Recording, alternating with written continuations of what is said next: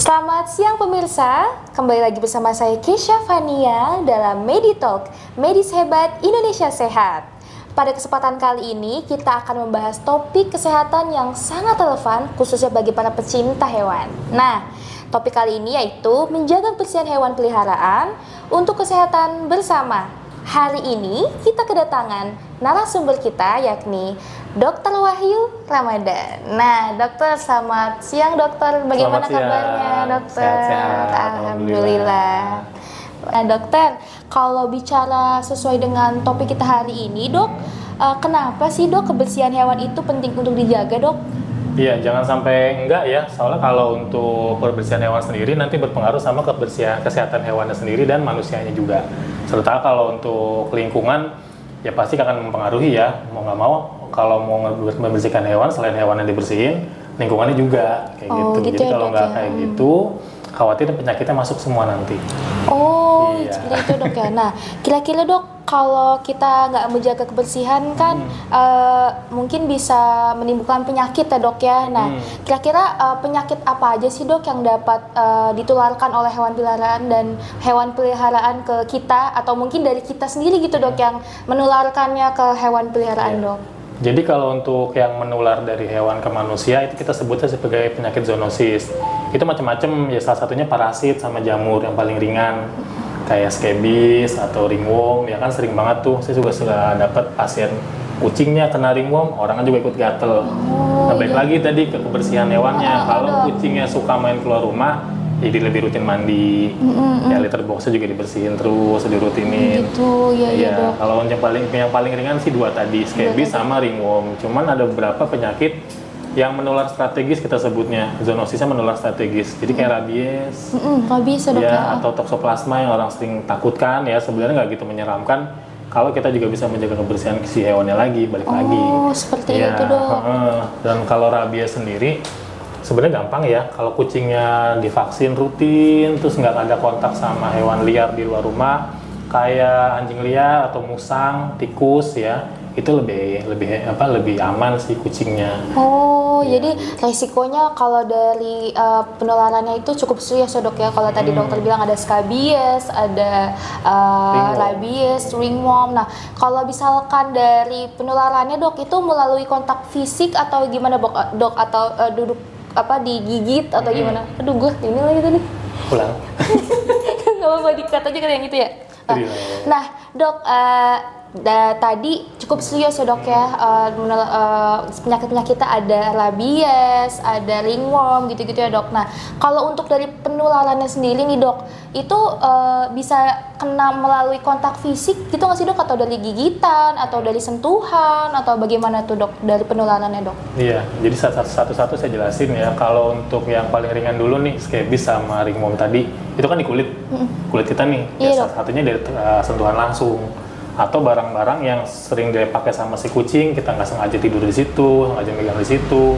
Nah, terus kalau kulit kita juga lagi sensitif, kitanya jarang cuci tangan, itu gampang banget nular. Jadi kontak langsung iya, antar kucing atau barang-barang yang dipakai bareng sama kita sama kucingnya, misalnya kayak karpet, kasur.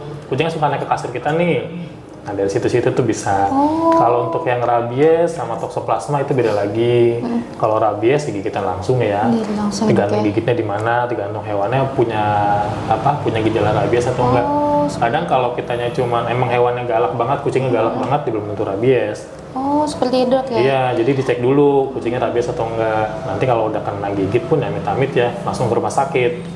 Nanti akan dicek lagi di sana. Jadi harus kalau kita udah terkena seperti itu harus langsung dapat penanganan serius ya dok ya, Betul, langsung ke rumah sakit ya dok ya. sakit. Nah dok, selanjutnya dok, kalau misalkan dari binatang yang sedang terjangkit penyakit gitu dok ya, kira-kira ada nggak sih dok tanda-tandanya yang bisa kita lihat dan kenali gitu dok? Yang paling ringan sih makannya berkurang ya. Makannya berkurang Nafsu ya dok makan ya? berkurang, terus ya lemes, banyak tidur, murung.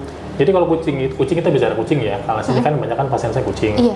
Jadi kalau kucing itu gampang banget lihat dari posisi tidur. Dari posisi tidur ya dok ya? Nah, kalau dia melungker kayak udang gitu, kayak letter C ya, kayak udang, atau telentang-telentang ya biasanya sih happy aja Happy dia. ya dok ya? Cuma kalau udah mulai meringkuk, Meringkuk, tidurnya miring begitu, nah, takutnya yang lain. Oh, jadi udah Jadi kalau misalkan binatang udah sedang sakit itu udah kelihatan dari gerak-geriknya dok ya. Betul. Tingkah lakunya beda banget. Beda banget ya dok. Nah itu. Kalau demam-demam, panas ya kan kadang nggak bisa ngecek di rumah ya. Kalau kucing pun sebenarnya kalau suhu tubuh normalnya kan dia 37,5 sampai 39,2. Lebih tinggi daripada manusia normal. Seperti itu dok ya. Pasti akan lebih hangat. Iya. Bukan tempat duduknya, kucingnya juga lebih panas. Iya dok, suhu Jadi tubuhnya dok. kalau gitu dong agak susah. Tapi paling gampang dilihat ya tadi tinggal laku hari-harinya pasti beda. Oh seperti itu dok ya. Nah jadi tuh pemirsa, jadi kalau misalkan anabul kita di rumah lagi sakit itu bisa kita kenali dari pola posisi tidurnya ya, melingkuk atau pokoknya terlihat lah ya, dan juga dari suhu tubuh juga bisa kita kenali gitu. Kemudian nih dok, kalau misalkan untuk langkah-langkah yang bisa dilakukan seperti rutin vaksinasi atau mungkin mandinya gitu, itu kira-kira rutinnya berapa minggu sekali gitu sih dok? Paling gampang sih sebenarnya kalau kucingnya indoor ya. Kalau kucingnya indoor ya kalau nggak sempat mandiin ya diseka-seka pakai tisu basah bagian paw, bagian anus belakang ya, kuping bagian luar itu nggak apa-apa sementara.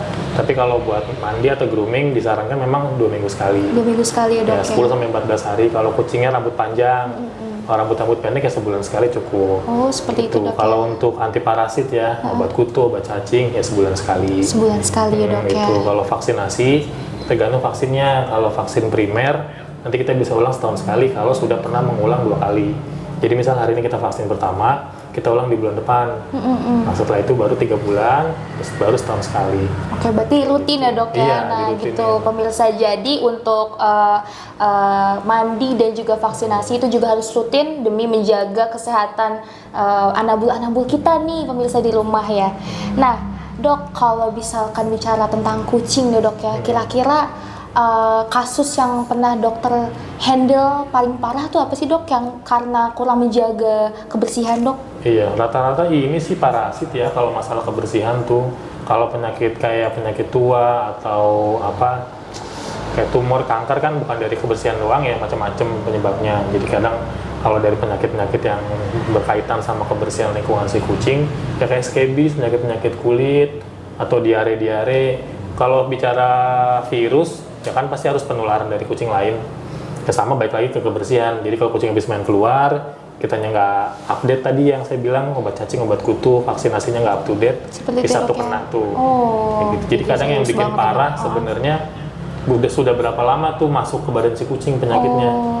Nanti baru dibawa ke dokter kayak gitu. Jadi kalau iya. udah mulai nggak nafsu makan, lemas-lemas, Harus langsung tuh dok ya, buru-buru kita harus deh. buru-buru ya dok. Apalagi kalau kucingnya kitten dan masuk akhir-akhir tahun kayak gini, mulai musim hujan ya, Di musim hujan. ya itu imunnya pada turun. Oh, jadi kayak cuaca juga bisa jadi faktor ya dok ya, Betul, sakitnya ngaruh dok ya. banget. Oh, Sama kayak orang aja kalau lagi musim hujan pancaroba kan nggak enak ya, meriang Iya, ya. iya. Kalau imun kita kuat mah ya happy-happy aja. Cuma kalau kucing, kitten di bawah 5 bulan belum vaksin, rentan banget. rentan ya dok Iya. ya. Nah tuh pemirsa di rumah, ternyata cuaca juga bisa menentukan imun tubuh anabul ya, bisa mudah terserang penyakit kalau memang imun tubuhnya sedang turun. Nah seperti itu nih pemirsa, ternyata kebersihan dan juga imun dari hewan sendiri, hewan peliharaan kita di rumah itu harus sangat kita aware untuk menjaganya dan juga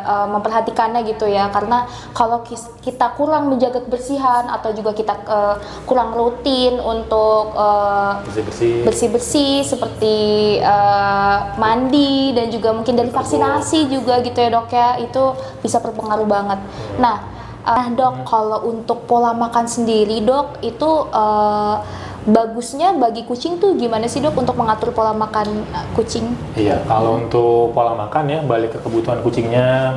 Nanti dilihat dulu berat badan kucingnya berapa, postur tubuhnya bagaimana, rambut panjang atau rambut pendek, umur kucing juga nanti dilihat berapa bulan.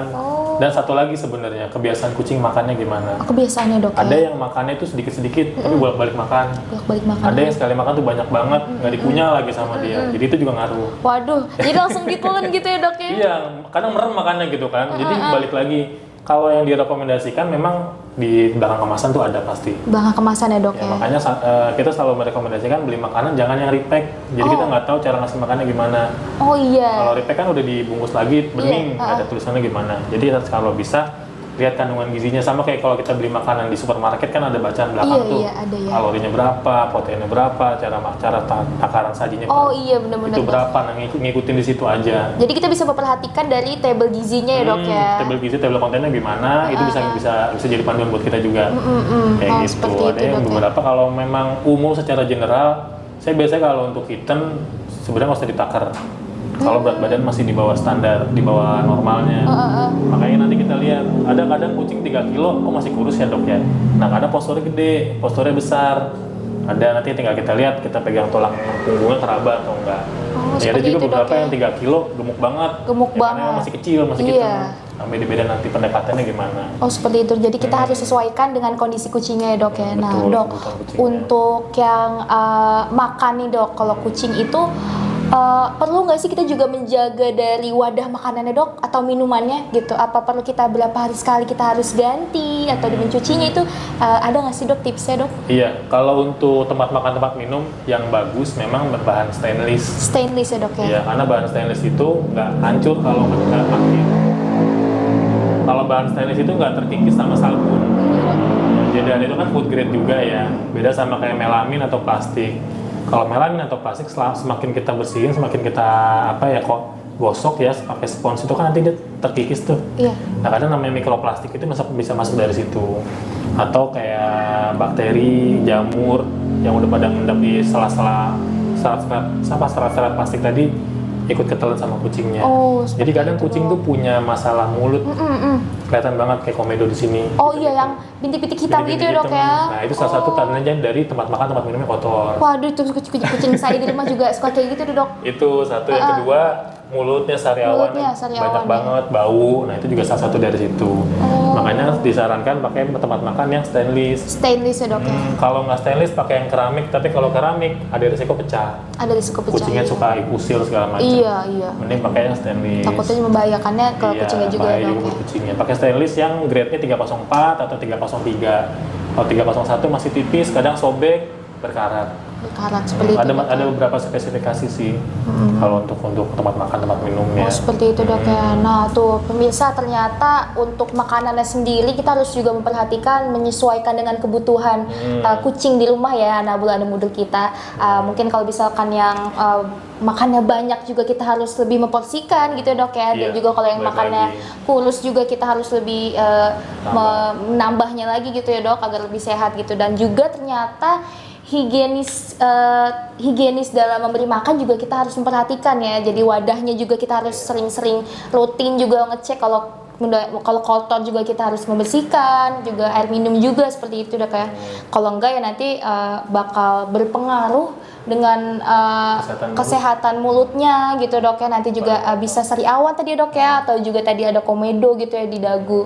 Nah dok, kalau misalkan bicara soal yang kucing kena penyakit yang tadi itu dok, seperti rabies dan juga skabies, itu kira-kira perlu ditindaklanjutin seperti dilakukan pemisahan dengan anabul-anabul yang lain gitu dok? Itu Iya. harus nggak sih dok?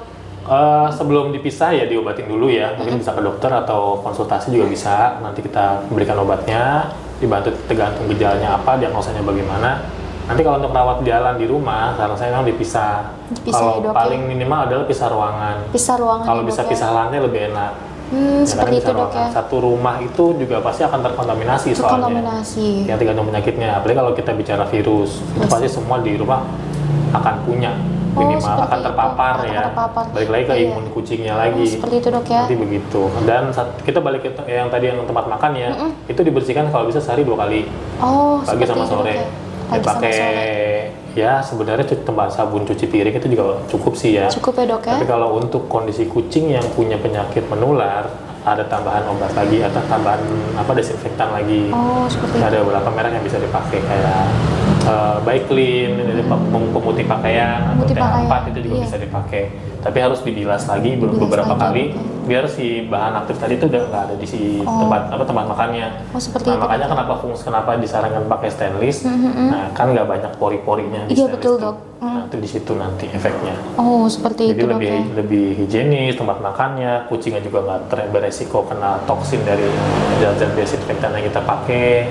Ya, Seperti itu. bakteri-bakteri, virus-virus juga nggak pada nempel di situ. Iya. Lebih ke situ. Seperti itu dok ya. Nah, tuh, jadi pemirsa, jadi kita dalam menjaga kebersihan wadah juga kita harus memakai produk-produk tertentu nih pemirsa agar kuman dan bakteri maupun virus juga dapat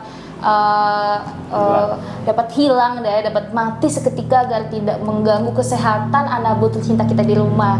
Nah pemirsa, tidak terasa sudah kita di penghujung acara Meditalk kali ini. Saya ucapkan terima kasih pada narasumber kita hari ini, Dr. Sama-sama. Wahyu Ramadan. Terima kasih Iya, dokter. sama-sama. Pemirsa, tetap jaga kesehatan Anda, hewan kesayangan Anda, dan lingkungan sekitar kita. Saya Kesha Fania pamit undur diri dan sampai jumpa. Gimana?